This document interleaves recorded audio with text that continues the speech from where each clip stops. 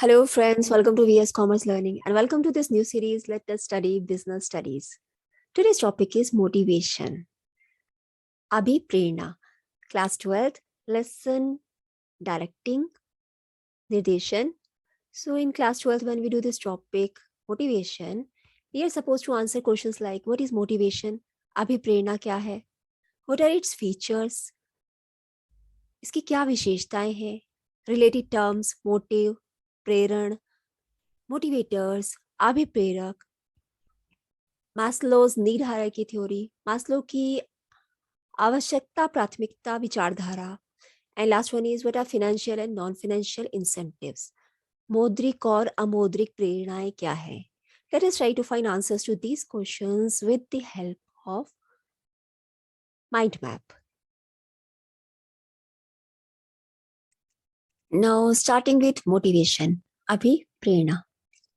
Now, if we see how this actually starts, we can recall 5 functions of management. First one is planning, नियोजन. इसमें हम देखते हैं कि what is our target and how should we achieve that target. Then organizing, संगठन. इसमें हम पूरा ढांचा तैयार करते हैं, संगठनात्मक ढांचा. संगठनात्मक ढांचा तैयार करते हैं, organisational structure, job positions create करते हैं, डिपार्टमेंट्स क्रिएट करते हैं, रिपोर्टिंग रिलेशनशिप्स एस्टैब्लिश करते हैं, यानी कि कौन किसको रिपोर्ट करेगा, कौन सुपीरियर होगा, कौन सबऑर्डिनेट होगा. देन स्टाफिंग, नियुक्तिकरण. इसमें हम पोजीशंस को फिल करते हैं through recruitment and selection. Then directing, इसमें हम एम्प्लॉयज से एक्चुअली में काम करवाते हैं, उनको डायरेक्ट करते हैं, यानी इंस्ट्रक्ट करते हैं, उनको गाइड करते हैं और उनको मोटिवेट भी करते हैं. Because employees are not machines, they are human beings. तो what organisation actually does, it tries to know what are their personal objectives, उनका व्यक्तिगत उद्देश्य क्या है, और फिर उनको अभिप्रेरित करती है कि अगर आप ऑर्गेनाइजेशन के लिए अपना 100% देंगे तो आपका पर्सनल गोल भी पूरा होगा. तो here organization uses this process of motivation. So motivation is not just a single word, it is a complete process.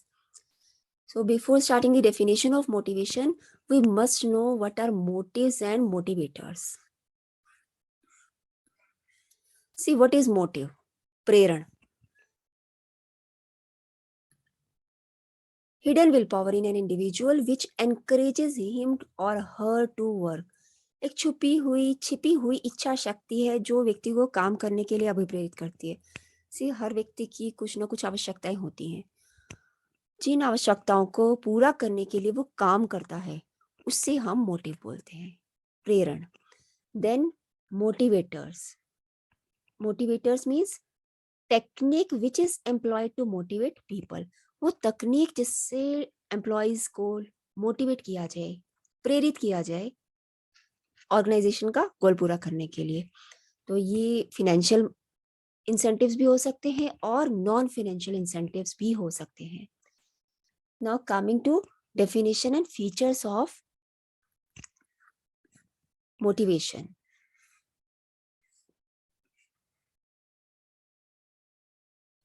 See, what is motivation? It refers to that process which excites people to work for the attainment of a desired objective. इसका अभिप्राय इस प्रक्रिया से है जो वांछित उद्देश्य प्राप्ति हेतु लोगों में उत्तेजना पैदा करता है. ये प्रक्रिया है, प्रोसेस है, क्योंकि इसमें एम्प्लॉयज का जो भी मोटिव है वो पूरा हो सकता है अगर वो अपना 100% ऑर्गेनाइजेशन के लिए देते हैं. तो that is what excites them, उनके अंदर उत्तेजना पैदा करता है कि अगर वो अपना बेस्ट परफॉर्मेंस देंगे तो इन रिटर्न उनको क्या मिलेगा, उनका पर्सनल गोल पूरा होगा, उनका मोटिव पूरा होगा in the form of financial and non financial incentives. What are the characteristics of motivation? अभिप्रेरणा की क्या विशेषताएं हैं? First one is motivation is internal feeling, एक आंतरिक अनुभव है.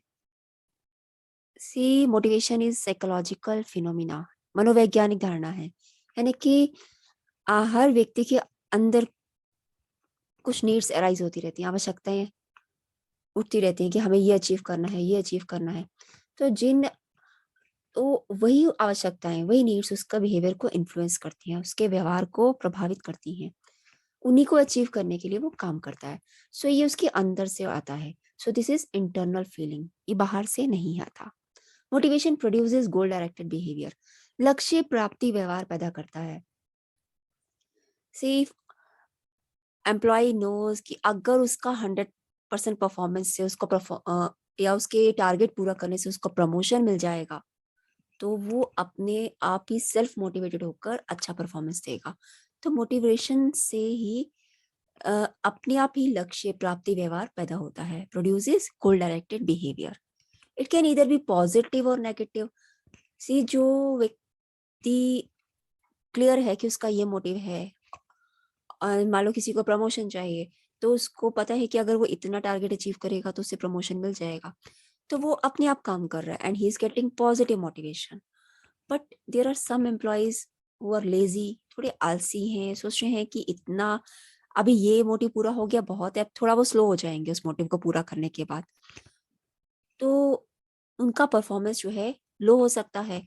बट ऑर्गेनाइजेशन को तो कांस्टेंट रिटर्न्स चाहिए, उसको तो अपना गोल अचीव करना है। तो organization can use negative motivation in the form of demotion or suspension. So motivation can be either positive or negative. Motivation is a complex process, एक जटिल प्रक्रिया है। See, in organization there are different types of people, और सबकी needs भी अलग अलग होंगी, मोटिव भी अलग अलग होंगे। तो एक मोटिवेटर से तो सबके मोटिव को सेटिस्फाई नहीं किया जा सकता, तो उनके लिए डिफरेंट मोटिवेटर्स डिजाइन किए जाते हैं, डिफरेंट मेथड्स यूज किए जाते हैं in the form of financial और non financial incentives. So it can be said motivation is a complex process, एक जटिल प्रक्रिया है। So these are the characteristics of motivation. Next is Maslow's need hierarchy theory, Maslow की आवश्यकता प्राथमिकता विचारधारा। Abraham Maslow presented this theory in 1943. According to him, individuals has so many wants, so many needs. तो उनकी बहुत सारी आवश्यकताएं हैं, व्यक्ति की बहुत सारी आवश्यकताएं होती है, तो उनको प्रायोरिटी बेसिस पर अरेंज किया जा सकता है। जैसे कि जो उसकी सबसे ज्यादा जरूरी नीड है उसको सबसे पहले अचीव किया जाए, और वो उसके लिए मोटिवेटर का काम करेगी, उसको सबसे पहले अभिप्रेरित वो नीड करेगी। और अगर वो नीड अचीव हो जाती है तो नेक्स्ट हायर लेवल नीड जो है वो उसको मोटिवेट करेगी। तो इसी बेसिस पर उन्होंने नीड्स को 5 कैटेगरीज में डिवाइड किया। ये पिरामिड शेप में उन्होंने नीड्स को, हायरार्की ऑफ नीड्स को रिप्रेजेंट किया है। तो इसमें first of all, first need जो है, जो सबसे पहले मोटिवेटर का काम करती है इंडिविजुअल के लिए, वो है फिजियोलॉजिकल नीड्स, यानी कि शारीरिक आवश्यकताएं। मतलब वो आवश्यकताएं जो व्यक्ति के जिंदा रहने के लिए जरूरी है, जैसे कि फूड, क्लथिंग, शेल्टर। अगर ये नीड्स पूरी हो जाती है, then he thinks about his safety और सिक्योरिटी नीड्स, सुरक्षा अथवा बचाव की आवश्यकताएं। तो ये सुरक्षा अथवा बचाव की आवश्यकताएं, ये भौतिक आवश्यकताएं भी हो सकती हैं, भौतिक सुरक्षा भी हो सकती है, या फिर आर्थिक सुरक्षा भी हो सकती है।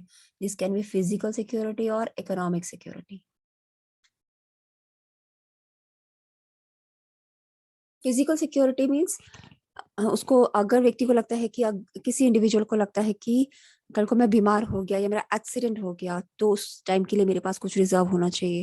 Then economic security means job security या फिर ओल्ड एज के बारे में सोचकर उसको चिंता हो जाएगी कि मेरी वो नीड कैसे पूरी होगी।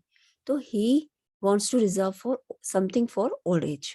तो ये उसकी सेफ्टी और सिक्योरिटी नीड है, जो फिजियोलॉजिकल नीड पूरी होने के बाद उसको मोटिवेट करेगी।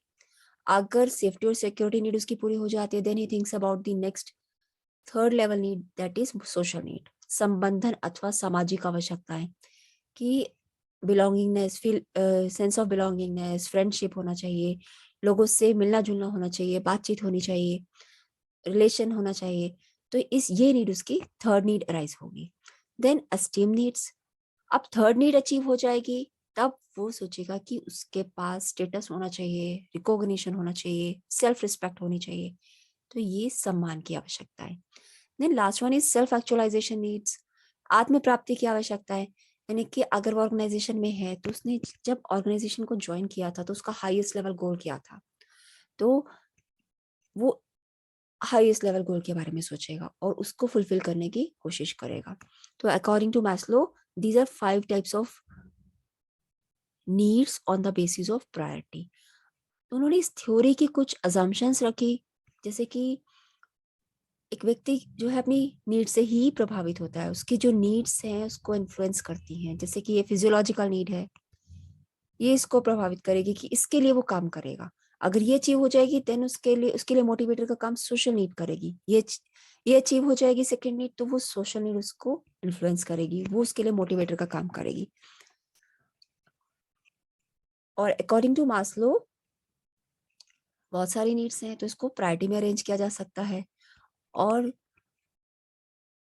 अकॉर्डिंग टू हिम, अगर एक नीड सेटिस्फाई हो जाती है तो वो मोटिवेटर का काम नहीं करती है, then next need act as a motivator.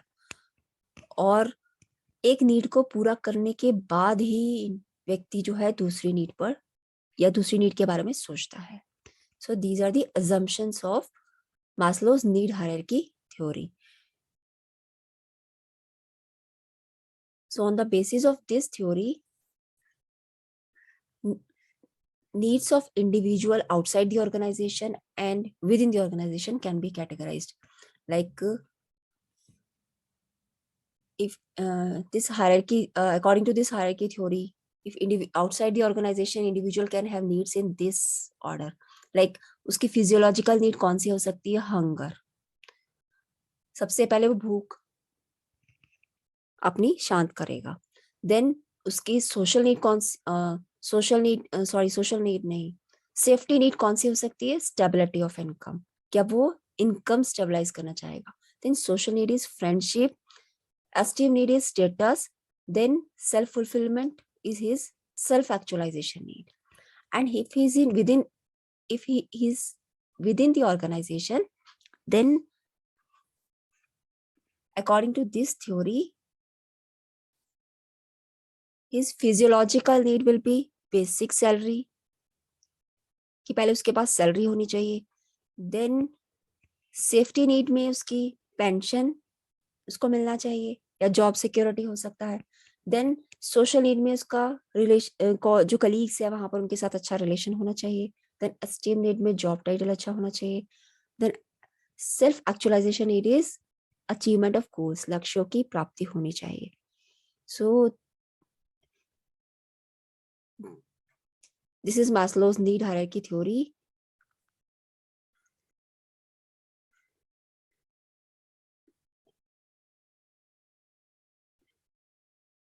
And according to this theory, needs motivate person or one's first and needs are categorized according to priority. Priority के बेसिस पर उसको कैटेगराइज किया गया है। अगर एक नीड सेटिस्फाई हो जाती है तो वो मोटिवेटर का काम नहीं करती है, नेक्स्ट नीड जो है मोटिवेटर का काम करती है। इस थ्योरी को थोड़ा क्रिटिसाइज भी किया गया, इसकी आलोचना भी की गई, क्योंकि जो एक क्रम है, ये सीक्वेंस रखा है। फर्स्टली फिजियोलॉजिकल नीड आएगी, अगर ये अचीव हो जाएगी तब सेफ्टी और सिक्योरिटी नीड आएगी। तो कई बार ये जो सीक्वेंस है ये परमानेंट नहीं हो सकता, क्योंकि एक इंडिविजुअल की अगर फिजियोलॉजिकल नीड पूरी हो जाती है तो जरूरी नहीं है कि वो अपनी सिक्योरिटी नीड को सेटिस्फाई करेगा। वो इसके बारे में बाद में भी सोच सकता है, वो पहले अपनी सोशल नीड को सेटिस्फाई करने के बारे में सोच सकता है। तो ये जो सीक्वेंस है ये परमानेंट नहीं है। So this theory is very important from class 12. This theory is very important for class 12 and कभी तो ये 6 मार्क्स के क्वेश्चन में आ जाती है, complete theory, explain this theory of Maslow's theory of motivation. और कई बार इसको क्रिटिकली एग्जामिन करने के लिए भी बोला जाता है कि इसकी आलोचना भी बताइए। और कई बार सिर्फ ये जो नीड्स हैं ये क्वेश्चन में पूछ ली जाती हैं, और कई बार इसकी जो थ्योरी के बेसिस पर इंडिविजुअल नीड हायरार्की पूछ सकते हैं या ऑर्गेनाइजेशनल नीड हायरार्की पूछ सकते हैं, या फिर कभी केस स्टडीज आ सकती है।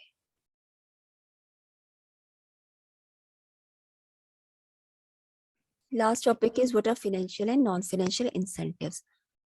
मौद्रिक और अमौद्रिक प्रेरणाएं. मौद्रिक प्रेरणाएं मीन्स जिनको मुद्रा में मापा जा सकता है. Financial incentives which can be measured in terms of money, जैसे कि पे एंड अलाउंसेस. एम्प्लॉयज को सैलरी मिलना, साथ में बेसिक सैलरी के साथ अलाउंसेस जैसे कि डियरनेस अलाउंस, और हर साल उसकी सैलरी में कुछ ना कुछ परसेंटेज हाइक होना. So this is going to motivate employees. Then productivity linked wage incentive, यानी कि अगर वर्कर को पता है कि जितने उसकी प्रोडक्टिविटी इंक्रीज होगी उसका वेजेस भी इंक्रीज होगा. So this will automatically motivate him. Then bonus, उसको अच्छी परफॉर्मेंस के लिए जो भी एप्रिसिएशन मिलेगा, बोनस, वो बोनस है. कैश फॉर्म में भी हो सकता है, किसी और फॉर्म में भी दे सकते हैं उसको. प्रॉफिट शेयरिंग, यानी कि अगर कंपनी के ज्यादा प्रॉफिट होते हैं, कंपनी को मालूम है कि ये एम्प्लॉयज की वजह से हुआ है, तो वो प्रॉफिट्स को एम्प्लॉयज के साथ शेयर कर सकती है. And this is going to motivate employees for better performance in future.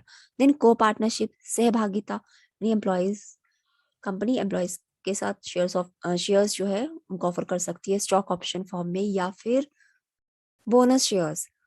सो इससे एम्प्लॉयज को सैलरी के साथ डिविडेंड और फिर मैनेजमेंट में भी वो पार्टिसिपेट कर सकते हैं. देन रिटायरमेंट बेनिफिट्स, यानी कि इकोनॉमिक सिक्योरिटी क्या मिल रही है उनको, तो उनको पोस्ट रिटायरमेंट बेनिफिट्स अगर मिल रहे हैं जैसे कि gratuity, provident fund, so this is going to motivate employees. Then perquisites, अनुलाभ, यानी कि उनको और क्या फैसिलिटीज मिल रही हैं. रेंट फ्री हाउस मिल रहा है, देन सर्वेंट फैसिलिटी मिल रही है, कार फैसिलिटी मिल रही है. So this is obviously going to motivate employees. So these are the financial incentives which motivate employees. Then non-financial incentives means those incentives which cannot be measured in terms of money, but they are equally important as financial incentives. जैसे कि status, अच्छी position होना, अच्छी rank मिल जाना organisation में, तो उसके साथ जो फैसिलिटीज हैं वो भी मिलेंगी, जैसे कि अपना अलग से कैबिन मिलेगा, पियोन मिलेगा, पीए मिलेगा, कार फैसिलिटी मिलेगी. So this is going to satisfy his esteem needs. Then organisational climate, संगठन का वातावरण कैसा है, उसको कितनी फ्रीडम मिल रही है काम करने की, उसकी कितना अवार्ड्स मिल रहे हैं. तो जैसा वो का वातावरण होगा that will motivate employees. Then career advancement opportunity कितनी है, उसको अपने आगे ग्रो करने के लिए क्या अपॉर्चुनिटी मिल रही है, प्रमोशन के लिए क्या अपॉर्चुनिटी मिल रही है, वहां पर training and development programmes arrange किए जाते कि नहीं जाते, किए जाते हैं कि नहीं. So this is going to motivate employees. Then job enrichment, कार्य संपन्नता, अगर एम्प्लॉय को मालूम है कि उसकी जॉब कितनी इंपॉर्टेंट है, उसमें अथॉरिटी, रिस्पॉन्सिबिलिटी है, फ्रीडम है, देन अपने पर्सनल डेवलपमेंट के लिए अपॉर्चुनिटीज हैं, उसको बहुत कुछ सीखने को मिलने वाला है, going to get so much experience in that job. तो इससे क्या होगा कि एम्प्लॉय जो है that will be highly motivated to work better in organization. Then employee recognition programs, employees को अपने अच्छे परफॉर्मेंस के लिए कैसे रिकॉग्निशन मिलता है, सबके सामने अप्रिशिएट किया जाना, उसको मेरिट सर्टिफिकेट देना, या फिर न्यूज मैगजीन में उसका नाम देना,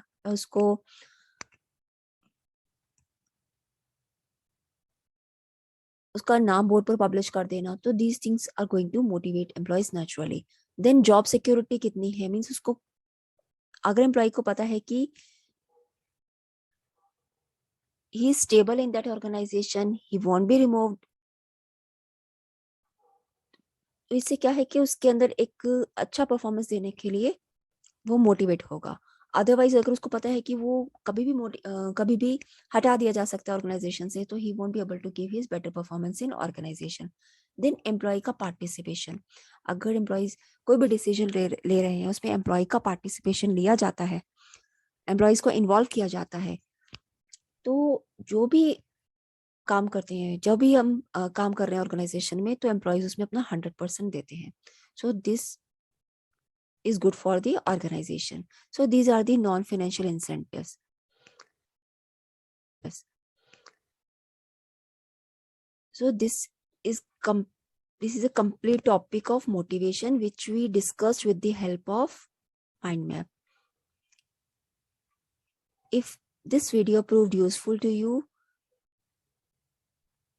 then please subscribe to our channel VS Commerce Learning. Thank you.